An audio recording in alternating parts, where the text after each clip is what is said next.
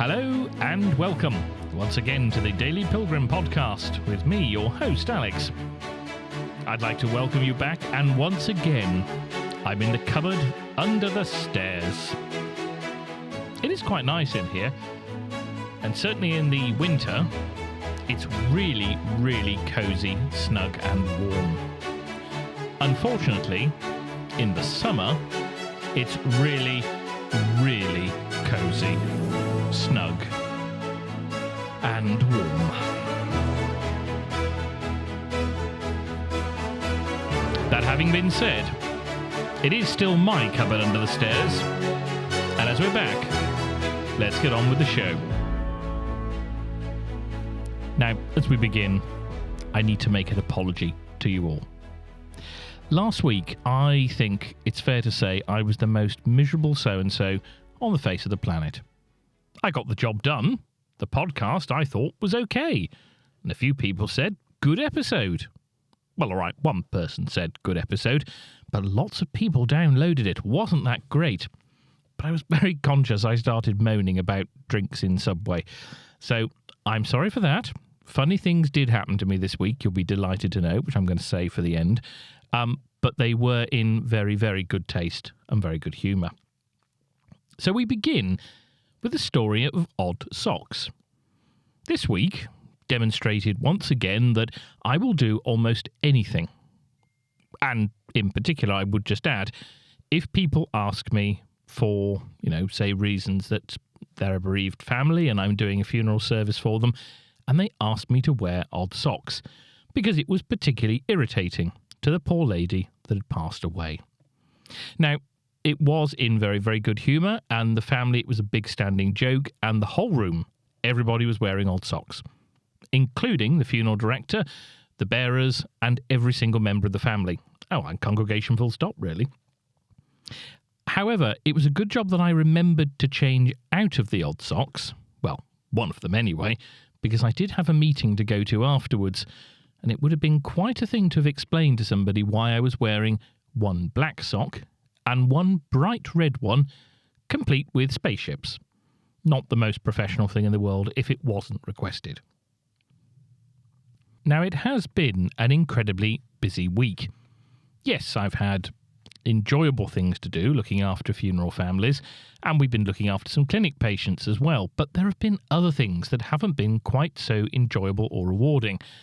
Admin, phone calls, emails, sorting bits and pieces out, and another new tyre for the camper van. Now, I really, really was a bit upset about this because just last week I had a puncture, and I think I waxed lyrical on the last podcast, saying about how I'd been let down by one tyre company and another one had come along to my rescue, and weren't they lovely? Well, when I phoned that tyre company again this week, the second one I hasten to add, they said, "Oh, hello, has something gone wrong with your tyre?" No, not that one. The one you fitted was great, lovely, and it still works perfectly. It's just the one opposite. And he said, what happened? And it was another puncture. However, today saw them come and fix that one. £120 lighter again, but it's okay. I'm not sore. I will say in all seriousness, they did a very good job. Once again, they came, they fixed the issue and got me back on the road, so I can't argue with that. However, we discovered that there was in fact a spare wheel on the car. So when I had the puncture the other day, I decided that we would put the space saver on the car. Now, I have changed wheels over the years, and I won't pretend that it's an easy 2-minute job, but it's never taken me an hour and a half before. And that was an hour and a half from when I actually had the tools to do the job with. You see, the jack and the wheel brace didn't fit the car, and they were actually the standard manufacturer's fitted ones, but they didn't fit the car. Now, this would have been incredibly useful if you happened to be passing someone that had broken down and you stopped and said, "Oh, it's all right, I've got a jack and a wheel brace. They don't fit my car. Maybe I could give them to you." And maybe it was that bon ami that designed, or should I say, led the designers to put that particular thing in the car. Now, You may remember that I went on a famous trip to Wales, and I did lots and lots of video footage. That brings me to my sort of message for this week. Never give up, but maybe reevaluate what you're doing. Now, it might be that you just need an extra push. It might be that your idea, whatever you're doing, is a good and brilliant one, and you just need a little more motivation. Try again. Practice makes perfect. You only fail when you give in, etc. But there are some ideas that are, I'm afraid to say, so blasted stupid that you must have been drunk or stoned or both, or at least on another planet when you came up with them. Some of these ideas I have done over the years. I will say, however, that the Wales trip was a fantastic time. I had a wonderful, wonderful trip. It was brilliant. However, did I harvest some good video footage to make a nice story-based video out of for my YouTube channel? No, not even slightly. It was quite a collection of musings, but none of them made sense in a story. I took, and I kid you not, 400 gigabytes of video footage. I condensed that down to about a half an hour, and then I went back to try and start fiddling with the half an hour video, and I ended up cutting it down to about 6 minutes, and even then it wasn't a story. So what I've decided to do is I'm going to put a little montage together of some of the scenes and the bits that I saw. I'm afraid that's going to have to do for this one. I've been trying so hard for so long to put this blasted video together for the Wales trip. I'm afraid I have decided that with the footage I've got, it's never going to be what I want, so it gives me a lovely excuse to do it all over again. Some of the more stupid things that I've done involved a lot of the part-time jobs that I did, particularly when I was studying and at university. I was often promised night portering jobs, where I wouldn't have to work all night, and instead would be paid to, basically sit in the office and study or go to sleep. They never ever worked out quite like that, but it didn't matter, because when one failed, I'd apply for another one. And the same thing would happen. And you would think I would have learnt my lesson. But this went on for years and years, and it was only when I finally qualified and didn't have to go down that route anymore, it was only then that I actually realised, you know what? If somebody pays you to work for 8 hours, they're not going to be very happy for you to sleep for 6.5 of it. Now, I think this is a bit unreasonable, personally. I think that, they should want more people to sleep whilst on duty, but apparently they don't. That having been said, it's been a very interesting week for other reasons too. I finally put the car on the market for sale, and I thought the description that I put was very, very good. I began by describing the car, the life it's had, and what I'd paid for it. And then I went on to say what I was looking for it. And I put a little addendum at the bottom, and I don't know if this was necessary, but I also don't know if this has attracted the most people. I'll tell you just how many have responded to the advert in one moment, but first I would just like to say that the advert itself was very, very well written. The bottom section said something along the following lines. And I say something along the following lines because I can't bring my phone in the sound booth, so I can't read what I actually put. I put something along the lines of, "This vehicle is what it is. Please don't phone me or text me or message me asking if I'm taking a lower amount, because the answer will be no. I very well may take an offer, but make sure you're standing next to the car, having viewed it before you do this. I don't want to waste my time or yours. And sadly, over the years, too many people have sent me a message saying, will you accept a lower amount? I've said yes. They've come, they've kicked the tyres, and they've negotiated from this new figure." Now, maybe that was quite a lot to put in the advert. Maybe it was giving the very clear message, don't mess with me. Don't attempt to negotiate where I'm concerned. But maybe that's frightened some people off, because the grand total of inquiries I've had, none. The grand total of people that responded to my advert, none. The grand total of people that read the advert and may very well have responded, 243. I wonder if perhaps I was a bit strong. Now, going back to the second tyre on the camper, that was a right pain in the what's-it. Yes, it was a bit of a fiddle, but I also missed out on the opportunity to go down and see Beth. I was really looking forward to doing that. I'd even loaded the camper with all those useful things. I mean, my camera crane, for example, is in the van as we speak. I was going to take that down to show Beth. She would have been interested, or at least would have had the decency to pretend she was being interested. And she would have been the first one. But sadly, not to be. Speaking of my camera crane, I have to say it's the most expensive and useless piece of equipment that I've ever bought. It works and it's very fit for purpose. It does exactly what it's advertised to do, and actually it works really, really well. But I realised that doing vlogging, you don't have that much call for an elevating camera crane stroke jib that pivots round and gets various different angles. But it's retail therapy, isn't it? I mean, let's face it, the quality of my content will be improved no end if I buy more equipment. Just this afternoon, I was thinking about buying another microphone. I mean, I've only got 2 in the studio, and 1, 2, 3, 4, 5 camera ones, and a couple of spare ones as well. But if I bought another one, wouldn't that be good? Or maybe not. On a very serious note, I'm trying to get the numbers up now. I'm delighted that I reached a certain milestone with downloads, and it's wonderful. I stuck my head above the parapet and I advertised my Patreon account to people as well. I really, really am enjoying doing this, and I want to do even more. So please, if you're listening and enjoying, why not share it with friends?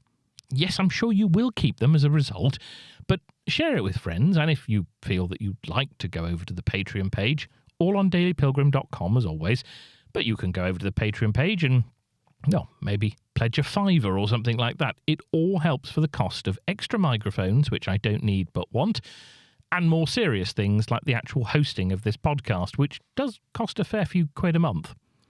But if you'd like to contribute, you're very welcome. If you want to keep listening for free, then please do, because I really, I need listeners. I'm not afraid to say it. I need people to come and join and spread the word. So that is really, really valuable too. So please do, and thank you very much. Now, in the past, I've talked about going to Barbary Castle as a particularly good and favourite place of mine. A place where I've done much contemplation and wanted to do important and impressive videos. Well, I went to the other end of the Ridgeway this week, Ivinghoe Beacon. This is the end, assuming that Barbary Castle's the beginning, the end of the Ridgeway, and I was absolutely delighted to take all my camera equipment and set up to do this wonderful inspirational video. Now, before I begin to tell you the story, I will just explain that it's only me these things happen to. I'm sure they don't happen to anybody else. Nobody else could possibly be this unlucky. Because yes, you've guessed it, a funny thing did happen to me. I'll share it. I drove all the way to Ivinghoe Beacon, and it was without event. I arrived, I went to the far side of the car park, and I thought, well, I'll just go on my own because I'm going to be setting up cameras and talking to myself, and, I don't want people to think that I'm too strange. So I went and got all set up and ready, and the skies absolutely opened. And this isn't the good bit of the story. I very quickly, and getting wet, threw the camera stuff, well, not through, but put the camera stuff quite quickly into the back of the car, scrabbled in myself, and at that point, with the doors closed, I was absolutely soaking wet, so was all the camera equipment. I got a towel out, started drying everything, hanging my clothes up around the back of the camper, etc., etc., and it very, very quickly, the camper steamed up. Now, the camper has tinted windows in the back, but you can still sort of see through. In addition, the windows were steamed up. So, to an outsider, it may have looked like I was up to something in the back of the camper van. Add to that the fact that I was sat quite sort of in a led-down position almost, because I'd sort of stripped off my shoes and socks and what have you, and my jacket and my jumper, and spread those around. But I also had the bedding in there from the last trip. So I sort of propped my backside up on the bedding, and I was almost not quite led down, but I certainly didn't look as if I was just sat on a seat. Now, to any passerby, they may have thought, we know what he's doing in there. Wonder if he's on his own or if he's with somebody else. But either way, good on him. Yes, I'm sure people would have thought that, including these particular two gentlemen. They had a white car with blue stripes on it, or blue checkered bits on it. And they pulled up, just slightly off-centre to the camper, and proceeded to stare. I thought, I'm not doing anything wrong. I'm going to sit here. And they sat and they looked. Now, I don't know if they were expecting me to clock their presence, assuming I had somebody in the back or was having fun in other ways. I'm not sure if they thought, well, I was going to clock their presence and then basically redress myself or whatever I may have been up to, and they could have caught me in the act of that.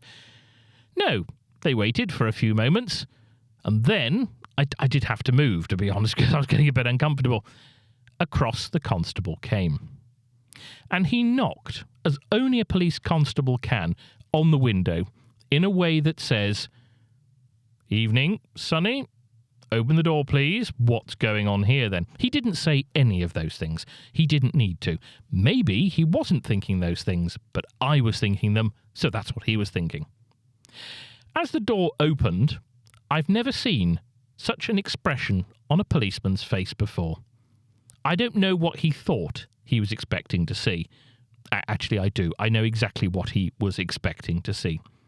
And there was a large, protruding instrument in phallic-like shape stretching across the camper van. It was my zoom lens. Yes, it really was my zoom lens on my camera. You see, I had one of the cameras set up on the mounting point on the back of the headrest, a very expensive bit of kit for 60 quid that I bought. And so as he opened the door, he saw this, other cameras and microphones all laid out, and it was quite clear that I was doing some sort of video. Then, of course, my mind went to other matters. What sort of video did he think that I was doing? A, full stop, and B, that I would need a zoom lens for. Now, I have no idea what you're all thinking listening to this right now. I know what I was thinking at the time, and I hadn't done anything wrong. I was just sat there, soaking wet, trying to do a blasted video, and along comes the constable thinking I'm up to no good. I didn't tell him what I do for a living because I think that would have just made his day to a point that, well, when he went back to the tea room, "Sarge, you'll never guess what this vicar did." I'm sure he didn't talk like that. But you know what? In my mind, all policemen, including the two that I'm nearly related to now, they're all like they are on the bill. I'm sure they really are. So, Ivinghoe Beacon, notwithstanding, not getting arrested for not actually doing anything in the back of the camper van. I mean, if I had have done, I almost wouldn't have minded, but I wasn't. So, the message for the week, I think, was never give up. Although with that last bit, maybe you should. Never give up, but maybe do a bit of reevaluation, because sometimes the plan that you actually have maybe needs a bit of, well, tweaking. The plan that I had to do a video at Ivinghoe Beacon has not been given up as such, but it most certainly has been moved to the back burner. Maybe a little tiny bit of thinking required. So, that just about wraps it up for this episode. I do hope you've enjoyed it, and apologies once again for being a miserable Alan Rickman sort last week. The world really was against me, but now it's not.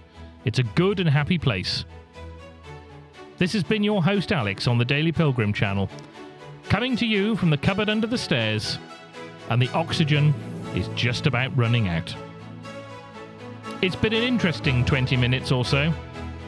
Breathing has been challenging at times.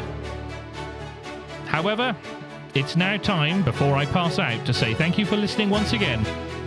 Good night, and see you next week.